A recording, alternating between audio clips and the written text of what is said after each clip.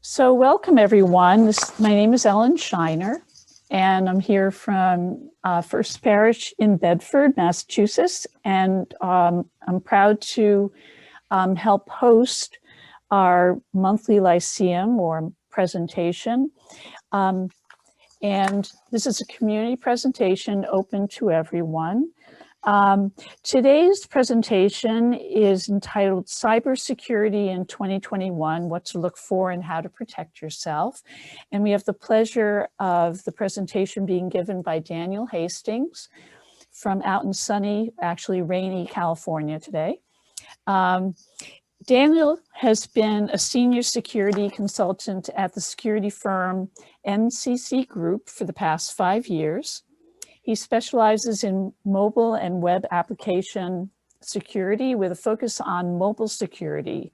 Most recently, he's spoken at several international security conferences about his research on the discrepancy between mobile application privacy policies and actual data collection practices. In light of this research, Daniel has also created a tool to help people interested in performing their own privacy investigations. So I'd like you to join me in welcoming Daniel. Daniel, take it away. Thanks, Ellen. So today I'm going to talk about cybersecurity in 2021, some things to look out for, hopefully some tools to help protect yourself, and just an overview of things that I consider to be pretty important to know about in the world of cybersecurity. So quick note, I always like to say this before I start talking about security. It's kind of a scary world. Before I worked in this field, I was pretty nervous about, hackers and hacking, and it's easy to get, nervous about talking about this sort of thing or think that to be easily to be paranoid. And so the goal here is just to empower you, not to scare you. I really say this because I used to really be scared of people like myself who do my type of work, and it's really not that bad. So just wanted to make sure I put that out there first. So a little bit about myself. Like Ellen said, I live in Oakland. I work in San Francisco. I work for a company called NCC Group. So we're a global cybersecurity firm who specializes in a variety of different areas. I'm a security consultant there. So what we do is we work with a variety of different companies and help them find vulnerabilities in their software. So I get paid to be the bad guy and for good.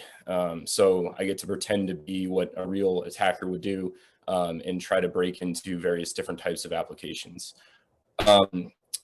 Mainly, I specialize in mobile security and privacy. I've been at NCC Group for 5 years, and the latest thing that I've been into has been Android and iOS security and privacy.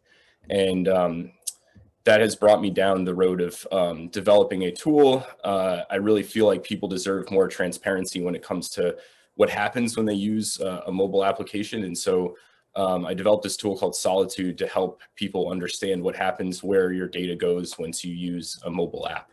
I won't be talking about that today, but if you have any questions, feel free to let me know at the end of the presentation. I always love talking about privacy. So what I'm going to talk about today is why should we care about cybersecurity? I think most everyone here probably does care to a degree, but just to overview why, there's certain things that we should really care about and why they're important.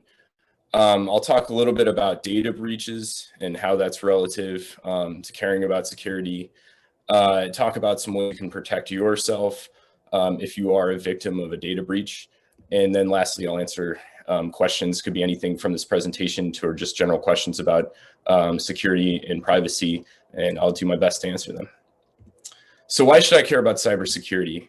So in security, we have this term called threat modeling, or in this case, I'm going to talk about just you personally, just your individual self as having your own personal threat model. So your threat model is just assessing what risks your personal risks are.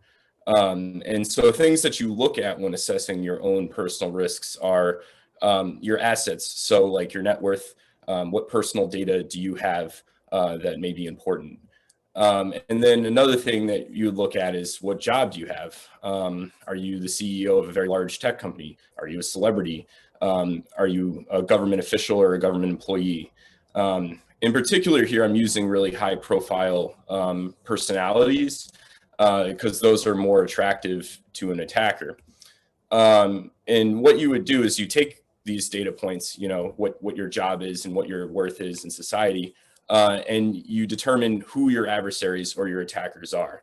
And this could be anyone from, say, a foreign government, if maybe you're a government employee, or to just someone who's trying to scam you to get your credit card and your personal information.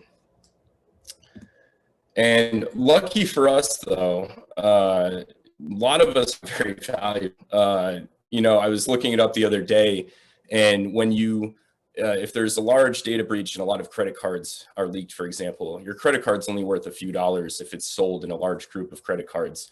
And so a lot of your personal information, sadly, as an individual is not very valuable, unless you're, you know, maybe a CEO or a celebrity or something like that. You know, on the black market, you're really not worth that much. However, the corporations that we do entrust a lot of our data with, the apps that we use, they are certainly at risk, and their threat model is a lot different than our personal threat model. So to review this, you know, your threat model varies and depending on who you are. And we entrust a lot of our personal data with corporations. And I think this is really important. So sometimes we voluntarily give up this information, like if we use an app like Uber or Amazon, and then other times involuntarily we give up, or we don't necessarily provide this information. It's collected about us. And this could be like credit reporting data or government data that we don't really have much control over.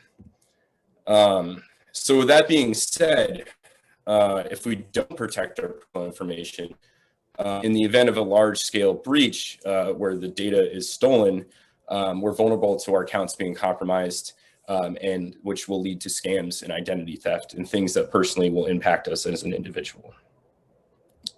So what is a data breach? I've said this a few times. You might know this or hear this in the news a lot as a hack. Somebody was hacked. Hackers gained access to private information. And that's pretty much what it is. It's where any information is stolen or taken from a system without the knowledge or authorization of the system's owner. Some notable examples, there's a new breach every single month. I'm sure a lot of you are aware of a lot of the new ones that have happened recently. These are some more famous ones from a few years ago with Equifax, the Office of Personnel Management, or OPM, Home Depot, Target, and the list goes on. So more notable data breaches. So I mentioned those two earlier. So Equifax, I would like to think everyone's heard of this one. So this is data that's, we don't necessarily have control over. It's credit reporting data. This is a credit reporting agency that was breached. There was over 140 million records of Americans that were stolen. The other one that I mentioned before too is Office of Personnel Management. This is one that impacted me personally, so I like to talk about this one. This is one of the largest government data breaches in US history. Although I know there was a recent breach with SolarWinds, and that actually might be on the same par as this one, but this one was interesting. 22.1 million records of government employees and other people had undergone background checks. So this was, I think, in 2014 or somewhere around there.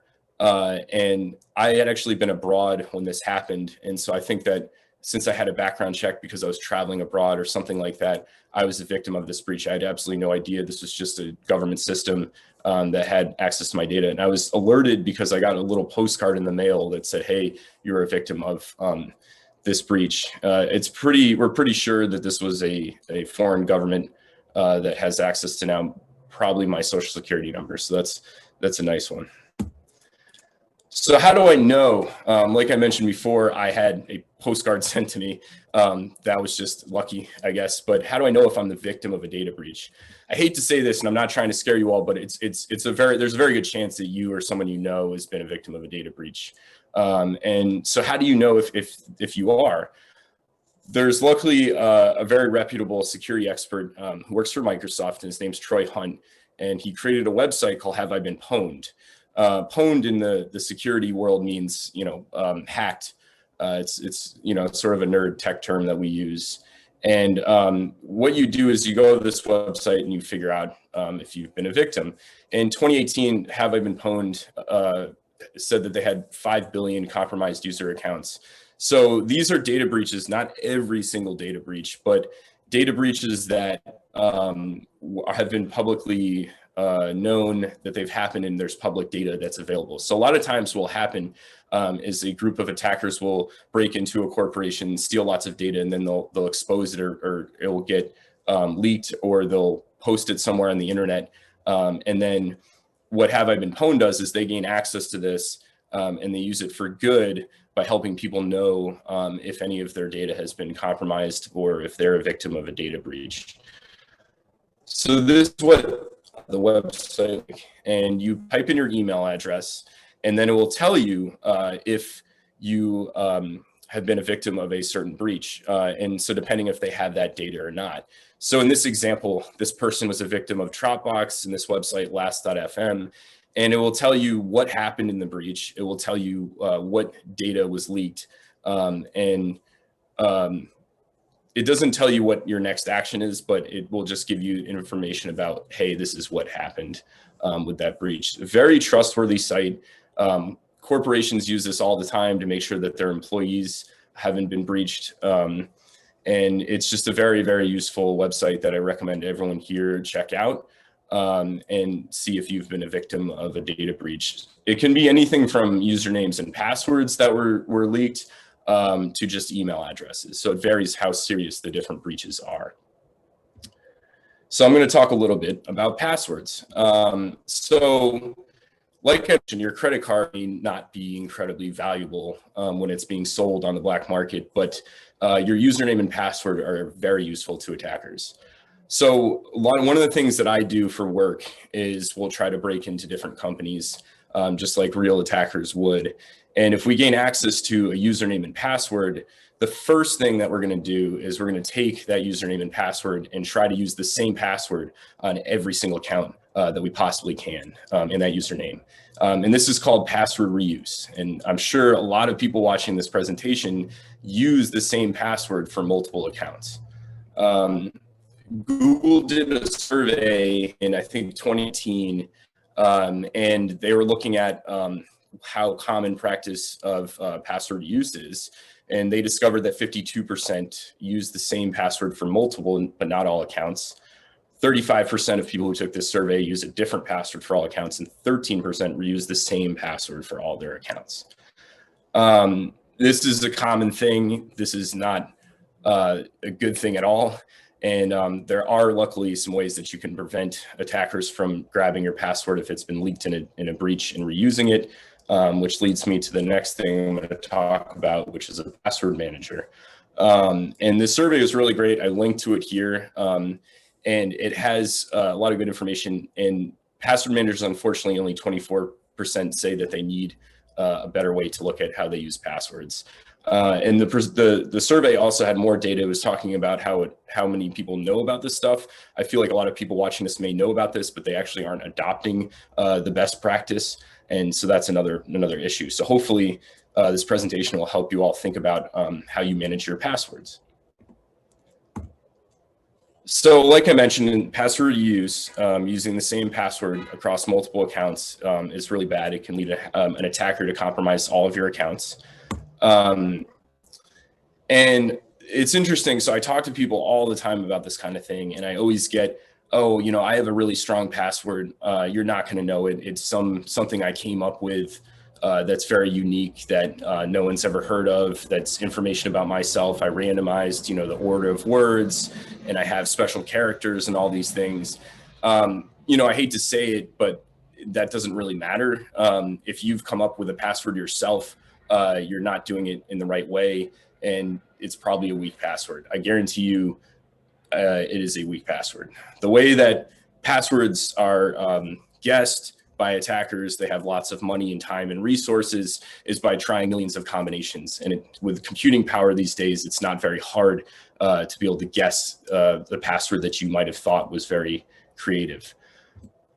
So what you do is you use a tool that's called Password Manager.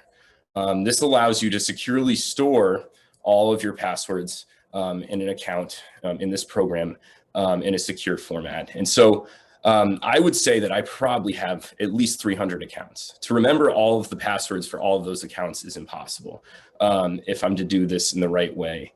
And I cannot use a unique password for all of those, so I need a place that I can store them.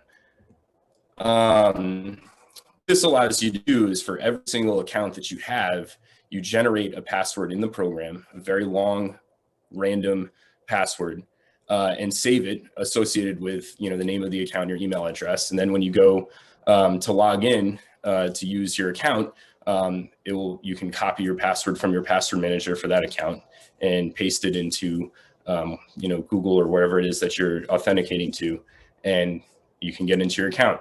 You should never know any of your passwords, maybe only a few. So if you have 300 or 400 accounts, you should probably not know any of those. I think I probably know 3 to 5 passwords, for my password manager, my laptop, and then every other account. If you ask me for the hundreds of accounts, I do not know the password. You shouldn't know it. So these are a couple of well-known password managers that I'd like to recommend. The two that I think are probably the best for best use case for anyone here would probably be LastPass or 1Password. I've also used KeePass as well. And LastPass and 1Password are used on the internet. So there's a mobile app for it. There's a desktop app for it. And this allows you to be able to use your passwords across devices. These are very reputable companies. It's an industry standard, and a lot of corporations, if not all of the big ones, the big tech companies, use LastPass and 1Password for their employees as well. So here's another thing that I thought I would bring up that's really interesting, because I've noticed a lot of people might have something that looks like this. And you can actually find these password books in stores. And I remember seeing one of these for the first time a few years ago and thought it was really funny. Someone like me would laugh and say, oh, that's a terrible way to, store your passwords, is write it in a book. Someone could steal the book, or it's just not stored in an encrypted format that is good. And actually, I saw on Twitter recently, a security expert posted a really good point. And so I thought for this audience, this would be an appropriate thing to bring up. So a lot of people, maybe people watching this, tend to write their passwords down in a book as an option, as a place to store their passwords. Well, I do not like to recommend this. This is where we'd say something, well, it depends on your threat model, depends on who you are. If you're going to store, maybe you have 10 accounts that you have and you want to store them in this password book. If you have unique passwords for each account, you're not reusing the password, and you've written it down in this book, and it helps you be more secure online, and it's easier for you to use a book than it is a computer software program like a password manager, then I think this might be the best option for you if it's going to make you be more secure online. So I think in this case, it's not the worst thing in the world. So another question when talking about password managers is, everyone says, well, that doesn't sound very secure. I have 1Password to protect all of my accounts. If someone gets that password, then I'm in trouble. And you're right, you are in trouble. But there's a lot of things you can do to protect your password manager. The other thing is you have to weigh out your options. Are you going to reuse the same password that's easy for you across multiple accounts? Or are you going to have one very strong password and protect all of your accounts with random passwords? I think having a password manager is a much better option. If one of your accounts is compromised in a data breach and an attacker gets access to your password, they're going to use it on your accounts. If you have a password manager, that's not the case. The companies who make password managers, this is their business model. This is what they do. They do a great job, and a lot of thought and time and energy and money is put into protecting your passwords. There's always that you can put extra security on top of your password manager, as well as any of the accounts that you use online that offer a stronger protection. And this is where I'm going to talk about something called two-factor authentication. But before I get into that, I want to discuss different ways of authenticating to an account. So the one thing that you all probably are aware of is something that this would be a PIN, like we do a bank. This is a method of authentication, is using a password or a PIN. Another thing that you might use to authenticate is something called a hardware security token. Some of you at your jobs might see these if you're authenticating to a VPN or something like that. You type in your username and password, and then you have a little hardware device that has a random code that you have to type in. I'm going to talk a little bit more about that next. And then the last thing, something you are, which is biometrics. So like using your fingerprint or your face to authenticate. So multi-factor authentication or two-factor authentication is a second form of authentication used after you authenticate using a username and password. So you go to log into Google, you type in your username, you type in your password, and then you hit enter, and you almost are logged into your account, but another screen comes up and it asks you to enter what's called a one-time password.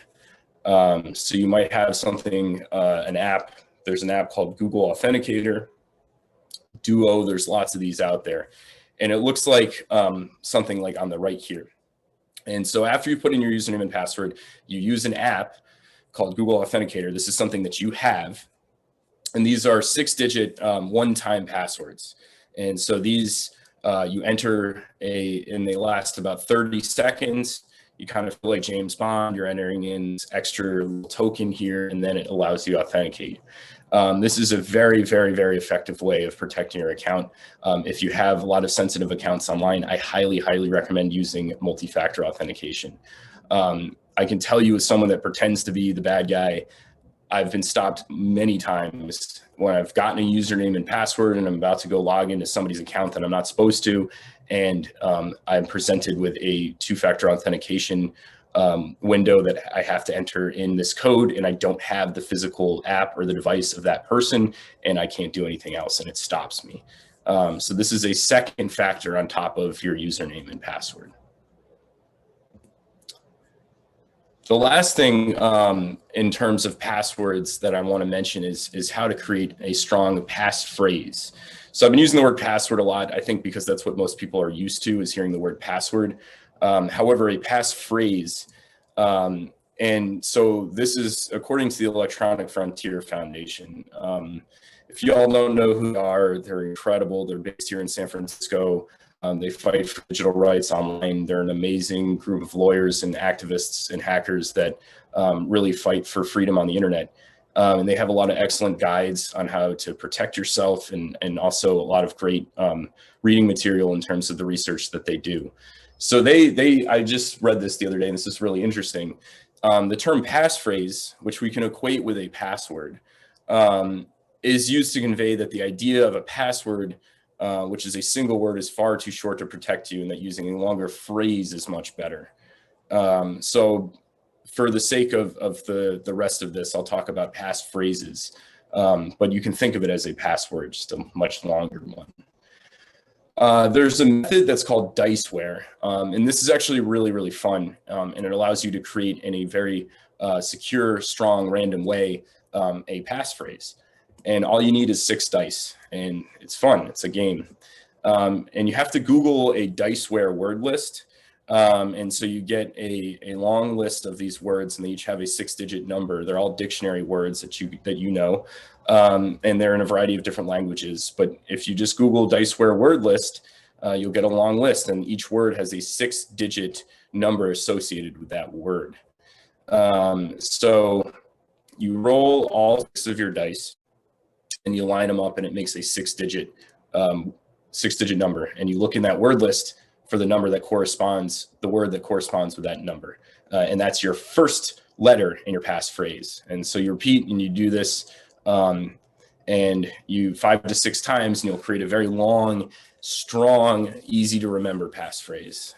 This is one of the best ways that you can actually create a strong passphrase. I've done it for a lot of my accounts, and it's amazing. A lot of people might ask, these are common dictionary words that you might find, isn't that easy for an attacker to guess, which is a great question. The thing that's really interesting about this method is actually how you've created this random order of words. Is you roll the dice and you're creating a random number that you're picking. I think the thing that is interesting is that in computer science, it's very hard to get a computer to be truly random and to make something and choose something that's random. And the most random thing is a human. And so this is a way of generating a random pass number that you can use to create this passphrase. And since it's in a random order, the way that attackers would try to guess that order would be extremely hard to do. Okay, so a couple things to talk about here, some common techniques and rules to live by. A lot of people, especially older people, are targeted to scams. And the golden rule that I've always said is that if it comes to you, it's not true. So if somebody reaches out to you and says, hey, this is your bank, and sends you an email, you got to change your password, it's not true. The banks are not going to do that. You need to prompt the bank to change your password. So if something comes to you and tries to tell you something, then this is false. This is not true. And in particular, you should always be cautious about what links you click in emails, especially if the email message puts you in an emotional state, making you want to click. This is called social engineering.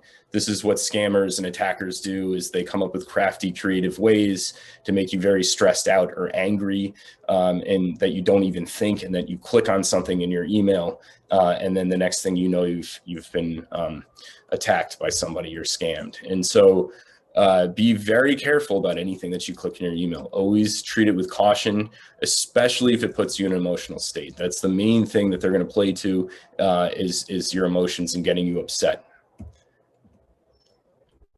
The last thing that I want to hear is that if someone asks you for your personal information, always be cautious. So I was at the movies last year before the pandemic, and someone asked me, for my email address when I was buying a movie ticket. And I said, do you actually need to have my email address? And they said, no. So I think most of the time people are pretty okay with giving up their personal information.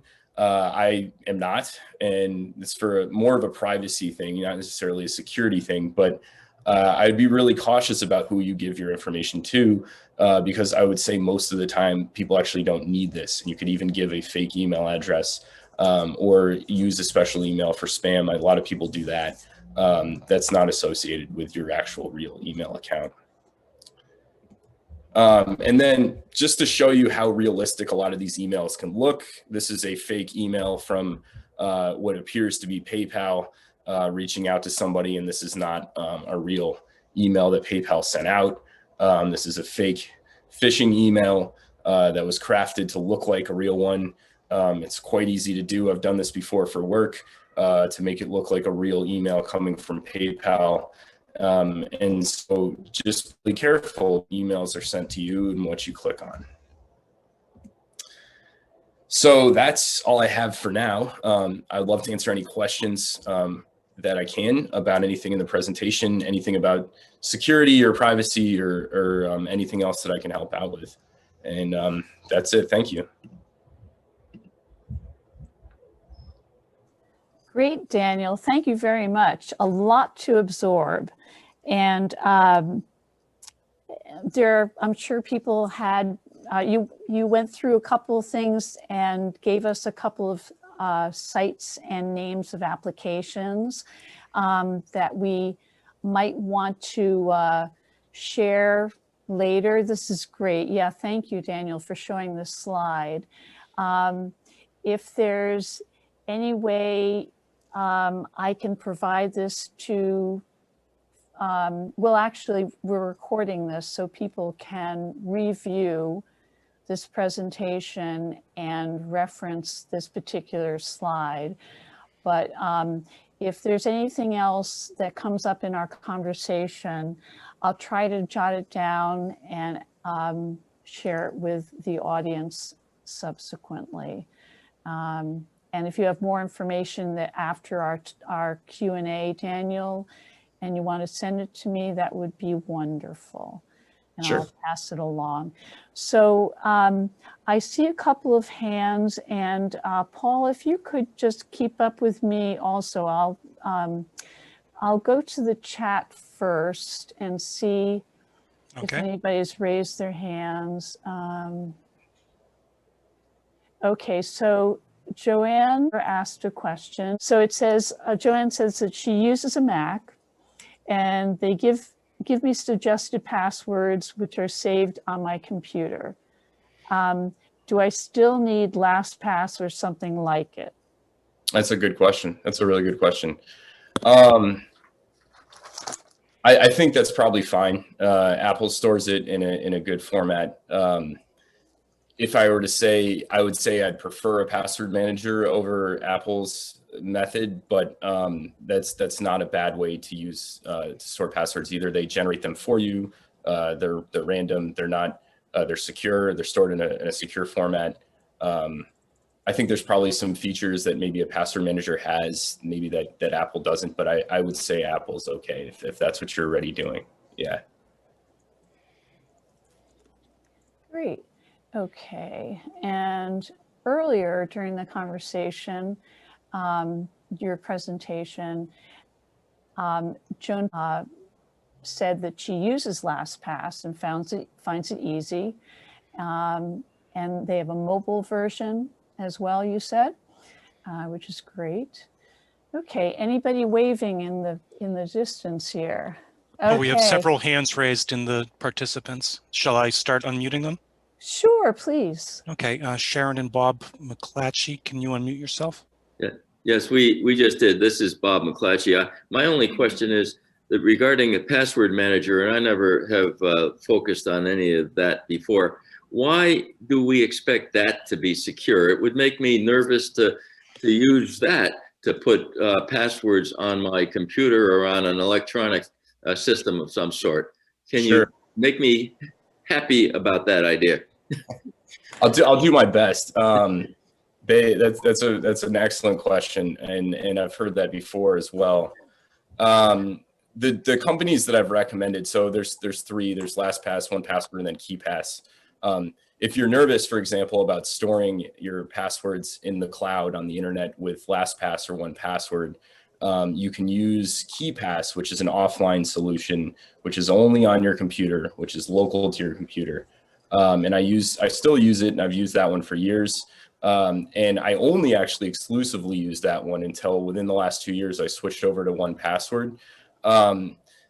In the security community, we talk a lot about this stuff, and we, are very skeptical. That's our job, and so we look at a lot of these different companies, and we have our opinions and whatnot. And I would say LastPass and 1Password are two of the most popular programs for password managers, and they spend a lot of their business model is centered around protecting your passwords.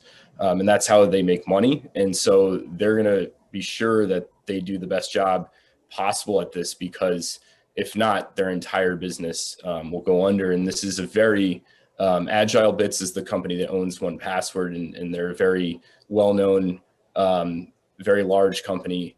And they spend a lot of time. They hire people like us. They've also released public information about how they store passwords and how they do this. And from people who are smarter than me, who work for my company, who've reviewed a lot of this stuff, who it's more up their alley and their specialty, they said they really like a lot of what they've released and what they've talked about. So I would say that you should trust an industry expert like myself, who uses this stuff and also has looked into and read about and known about these companies for a long time.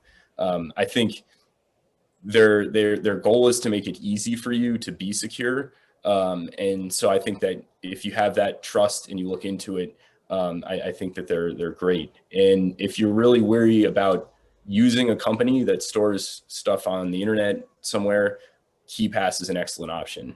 But I think if you outweigh the risks versus the benefits of your current, solution to how you store and generate passwords, you're going to be a lot more open to have your accounts compromised and to be scammed than you will if you don't use a program like 1Password or Password Manager. I hope that answers your question. Thank you. Appreciate it.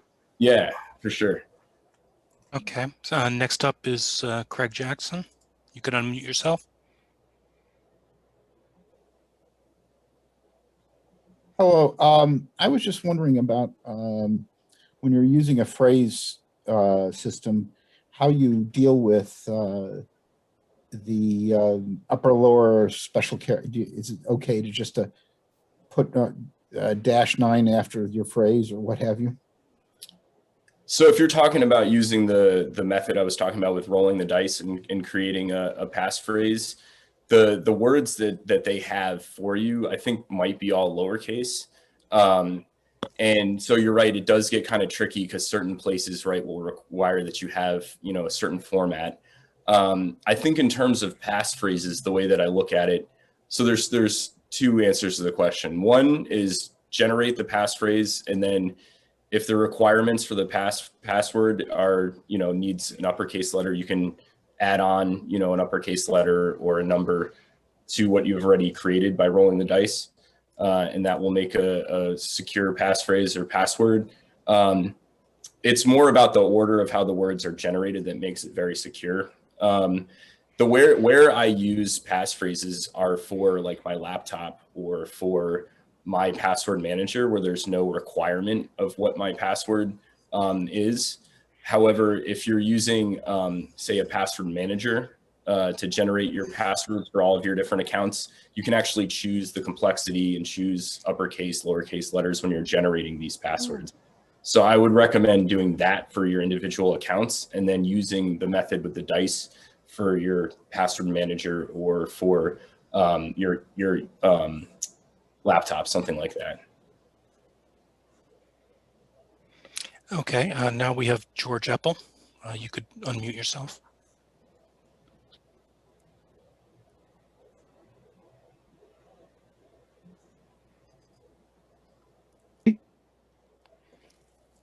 You're unmuted, George. We just can't hear you. Okay. The problem is my screen is not showing anybody's face except the one person who's talking, so it's very disconcerting. I wish we could get gallery view. So you have a question? Yeah. Which has a password vault. Is that fairly secure? Could you repeat that one more time?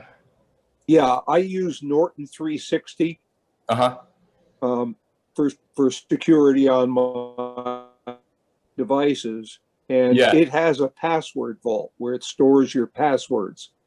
I obviously done nothing, but is it as good as last? Yeah, that's a great question. So I'm not too familiar with that program, to be honest with you. I do know Norton, but I'm a lot of, so the password manager program is really picked up, in the last decade or so. And so a lot of companies like Norton that make antivirus and other sorts of security programs have incorporated a lot of these into their software. So while I've never used it, I can assume that they're a security company and they want to incorporate a secure tool into their security software. So I'd assume, I can't say for sure, but I would assume that it's probably good and it's okay. I think the important thing is that you make sure each account that you use has a random password. And if they generate them for you and then do it all for you, then that's great. And I'm pretty sure they probably do. Okay, and the other, I am a victim of identity theft. Someone from one of the breaches got my social security number, address, blah, blah, blah, blah. And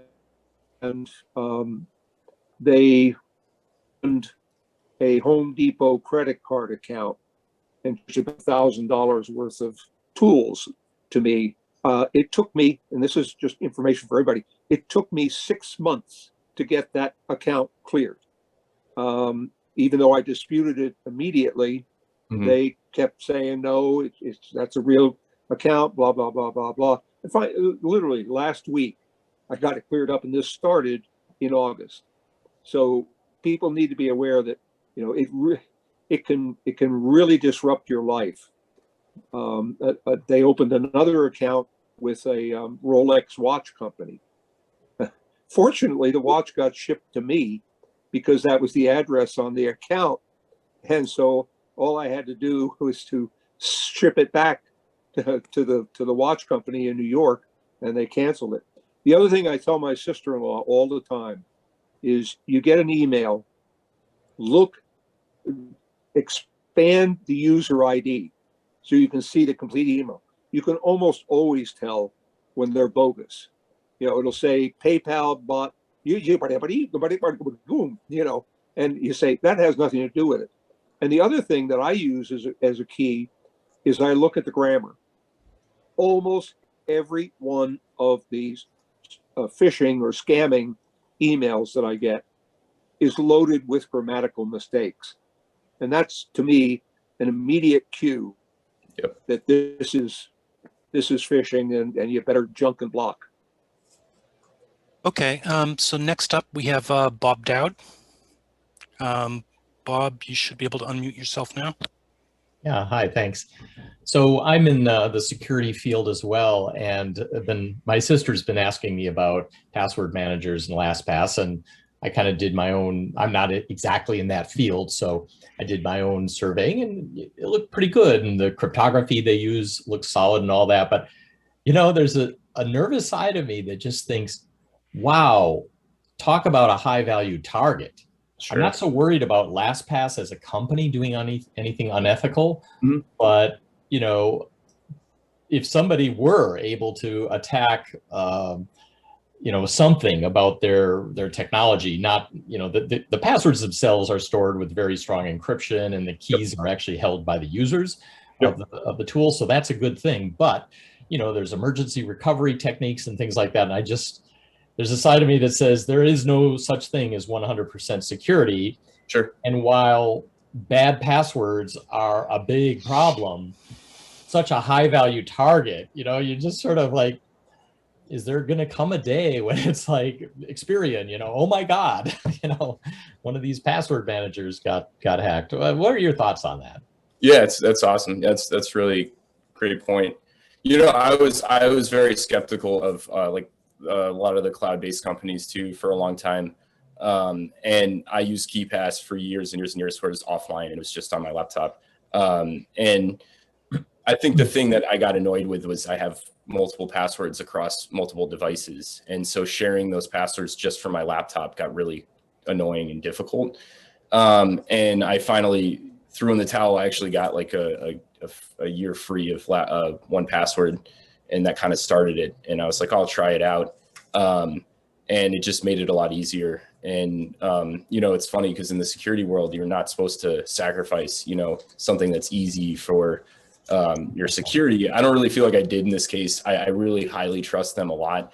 And I think you're absolutely right. I mean, they do a lot of things well, like store your passwords. If they are, say, stolen, it's gonna be very hard for them to crack the hashes and stuff like that. But I think I would think that I don't know. I think I trusted them over myself over time, especially with like, I would, you know, store my KeePass database in the cloud from the thing that I created, and I just didn't like it. And I was like, you know what, I'd rather pay someone whose job it is to actually like make sure that this is stored in a secure way than myself, where I don't really have the time or resources to do this all the time. You know, I used to do it when it was for fun, but eventually I was like, you know what, I think this is okay. And a lot of people that I highly trust also use a lot of these tools.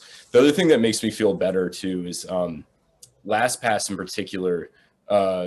Google has a group of hackers that are called the Google Project Zero. So like the most elite group of hackers in the world. And these folks get paid to literally break anything they want. And there's one hacker who's named Tavis Ormandy, who's from England, and he spent a lot of time messing up LastPass, which sounds scary, but at the same time makes me feel really good because I know someone with that brain power has found a lot of very serious holes in their software, which makes it more secure. And I know these companies pay people like myself to test it. And as long as they keep doing that, I think that's the best that they can do. And then they're all right. But I think it's certainly reasonable to have some level of skepticism when it comes to using a lot of these programs, definitely. And as you say, regardless, it's in their huge corporate interest to remain secure because their company's done with a single hack, right? Yep, that's right. Okay, next up we have Corinne. Let's see. You should be able to unmute yourself now. Hi, yes. So you've mentioned both LastPass and the 1Password as great ways to go for the online manager. And I was just wondering, if I was going to pick one of those, does one have advantages over the other, or should be used in certain situations, or is it literally a roll of the dice? Is one a little more secure or meant more for a certain type of computer? How do you choose? That's a really good question. So I think, and I might be wrong about this, but I think that LastPass might be a little bit cheaper than 1Password in terms of how much money you have to pay a year. I think 1Password, you're required, you can do a free trial, and then you might be required to pay, I think it's $30 a year for their service. And LastPass, I think it used to be, I think $12 a year, but it might still be that, or there might be certain free things you can use. And then if you want to pay more, you can get access to other features. But in terms of security, I would say they're equal. I wouldn't say one's more secure than the other. I think it's one of these things where it's like, are you an Apple, or are you an Android, or are you a Mac or a Windows person? It's sort of just a preference on how they set up their software, how it looks. I've used LastPass a little bit, but I just liked the feel of 1Password, so I went with 1Password. I think it's really a preference thing. I think you could try each one out, demo it and sign up and make an account and test it out and see what you think. But I put them on the same playing field. Okay, we'll move on to the next person. There is one in the chat that we can do right after this, but first we have John Gibbons. You can unmute yourself. Thanks, Daniel, for your presentation. I have a couple of questions. One regarding ransomware, both as it applies to individuals, and we're seeing municipalities that are paying a lot of money to get out of that, and also video security. It's been a few years, but a few years ago I got an email saying, "Gee, we see you've been watching porn."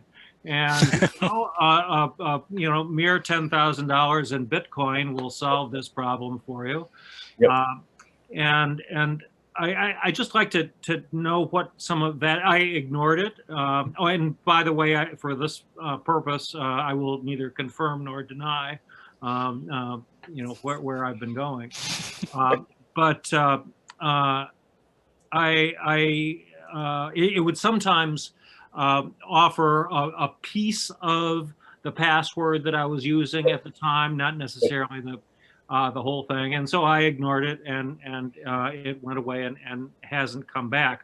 But then again, I also noticed that, I don't know if it was Bill Gates or Dick Cheney or somebody, was carefully taping over the camera on their laptop. And so I am asking you about ransomware in general and video security as well. Sure.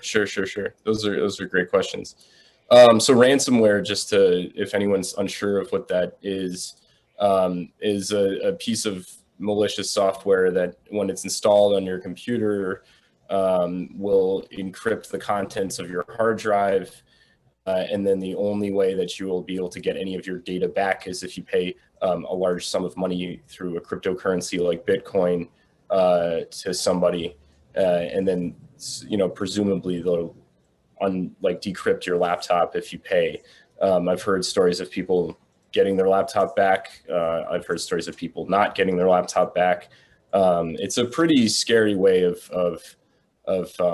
malware getting on, of what the capabilities of malware can do. And it's been in the news a lot lately because it's disrupted a lot of the healthcare systems in the UK and other places.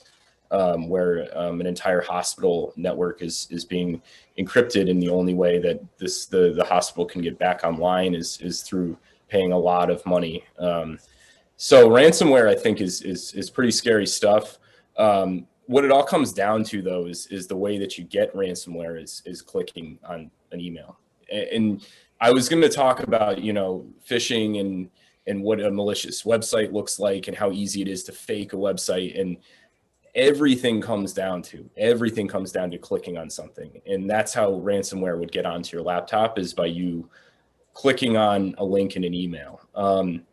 I want to say a very large percentage. So I write reports for these companies. I look at their software and I write a report, and we always have to outlay an attack scenario of how we would attack this person, finding with the vulnerability that we found.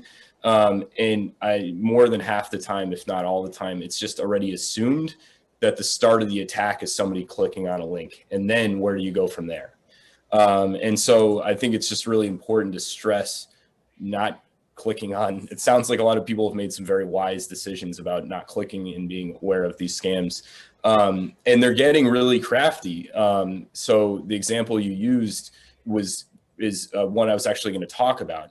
And that's a result of a data breach. So when I think it was in I can't remember what year, 2015 or maybe before that, LinkedIn had a large data breach, and lots of passwords and password hashes were scattered across the internet. And it was really easy they actually spent a lot of time.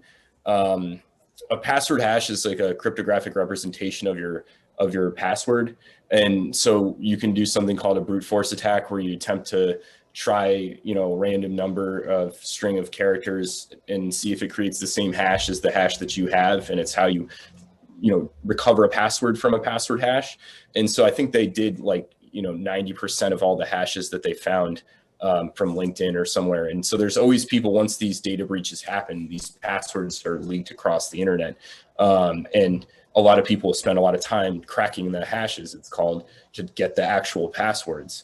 And so there's always an email account associated with this password. So what a lot of scammers are now doing is, it's fairly easy to get a hold of this data. If you just Google LinkedIn password, hash dump, you'll get it. I wouldn't recommend downloading it. There's some legal implications with that, but it's very easy to get a hold of this stuff. So what the scammers are doing is they'll actually get your password, and they're just assuming that you probably reuse this password. And so it scares a lot of people. So they'll say, hey, we saw you doing all these bad things. We have your password, as a means of trying to trick you into thinking that they actually have, they do actually have a password of yours. Whether you still use it or not really doesn't mean anything. But I think the thing to be careful here is believing that email. Once again, they're playing to your emotions. And then I think it's also stressing the importance of not reusing those passwords. It happened to my friend's girlfriend recently, and she already knew that the password was from years ago, because this was in a breach that happened in 2011 or something like that. But it's a pretty sophisticated method of trying to get you to click on a link or to believe that you should pay a large sum of money. Again, if this stuff comes to you, it's not true. So yeah. Hopefully that answered that. The other thing, so talking about webcam security, I don't know, there's so many opinions in the security world, and there's a lot of paranoia and skepticism, and people are at all different levels, I think it's not a bad practice. I mean, okay, so the first thing I could say is it possible for an attacker, if they gained access to your computer, to remotely turn on your microphone or your camera without you knowing? Absolutely. Sure. Yes. And I think that's where this stems from, is that people are being paranoid that someone could have attacked their machine and then turned on their camera and their microphone. And this is just a means of taping over it in case they did. I mean, they could still, I guess, turn on your microphone. So I don't know. I guess there's other methods, in my opinion, of protecting yourself. I used to have a laptop where I physically removed the microphone and the camera. I'm not saying you should do that. I don't think webcam covers are a bad thing. But I think, again, it comes down to the way that software that turned on your computer, your microphone and your camera got onto your computer was most likely you clicked on something or someone convinced you to let them access your computer through calling you on the phone and saying you have a virus. It's a very common scam. It all roots down to that. So, I mean, if you do get a webcam cover, a lot of these cool companies have them. I'm not going to say don't do it, you know, but I think it really comes down to like the software that's on there and how it got there. Thank you. Okay, so we have one question from the chat, and if anybody else has one, please raise your hand while Daniel's answering this one. From the chat, do you recommend that you periodically change passwords, and if so, what frequency? That's a great one. I think there was a study. I'll have to look it up. I think it was from somebody at Microsoft that an old coworker of mine was really fascinated by, and they did some research about how effective changing your password is, and it's really kind of comical because a lot of you'll see a lot of companies will have ways of what they think is making something more secure, changing your password or giving you complexity requirements. Your password has to have these many characters at this length. And what it ends up doing, sadly, is actually making your life a lot more insecure. If you have a really complex requirement, then you're going to try to make it as simple as possible because you're trying to, you know, remember your password or make it so it's easy for yourself. The same goes with password, like changing your password. If a company requires you to change your password or account or some company that you're using, it's only going to make your password, if you're not having a good password practice, it's going to just make it more insecure. So say you have, you know, your dog's name 1, 2, 3, 4, 5, you might remove the 5 and then it's going to meet the requirements. So in reality, it actually really doesn't do too much. If you're using, I think if you have a bad password practice, then it's a bad thing. I don't think in the end it's very effective, to be honest with you, but if you use a password manager where you have randomly generated long passwords that you don't know, it's very easy to just create a new one and add it in there and, you know, meet the guidelines. But I think there's a term that a famous security researcher, actually from the Boston area, named Bruce Schneier, one of my favorite people, talks about in a TED Talk, where he talks about what's called security theater. And it's this illusion of security that you have from certain like physical things that are put in place to make it seem like something secure, when really it's really not. And I think that's just another illusion of security theater, is that if you change your password all the time, you're more secure. That would be my, I'm not the biggest fan of it, but if you have to do it, it's not the end of the world. I actually have a question, so I'll jump in since no one else has raised their hand. Someone else earlier in the question period was mentioning email, like the from address in emails. Can you comment about anything about whether they're reliable in any way? Like, Yeah. Can you trust it? Yes and no. It's funny, I just did a phishing exercise where we got to send like fake, you know, we got to spearfish. So we were going after employees at a company and sending them emails, getting them to click on the link and then compromising their accounts. And so there's a lot to learn when it comes to sending fake emails and spoofing an email and allowing you to send an email from somewhere that's not you. When email was created, and even to this day, it's actually really pretty insecure by default. However, if you use a system like Gmail, they have an excellent, really excellent program and software and team. And I would say any of the big email companies do a lot of work to know and to put in precautions and have a lot of tech that will help know if an email has been spoofed or not. However, it is very possible to do that. And it really depends on who the company is. So if there's, you know, some company out there that has bad email security on their email, it may be very easy to spoof an email from them and say, hey, I'm from this company. At the same time, I think companies like Gmail do a good job knowing, are able to detect this kind of thing. They have great security. So yeah, it is possible to do. It really depends on the company whose security you're that might be possible to do it with. Like I was saying, it's extremely easy to make very believable emails coming from, making it look like it originated from somebody. But I think if you're using a program like Gmail, or one of the big corporate companies like Microsoft, I think that they do an excellent job of trying to detect this kind of thing. They have really good spam filters and stuff like that. Not to say you're 100% guaranteed, but I would feel a little bit more assured using something like that. Thank you. Sure. Any other hands? Oh, Bob Dowd has raised his hand. Bob, you should be able to unmute. Yeah, I just wanted to, two more things popped into my mind that's probably worth sharing with the group. George earlier mentioned that one way he's been able to detect scam emails is through grammar problems, and that still persists today in a lot.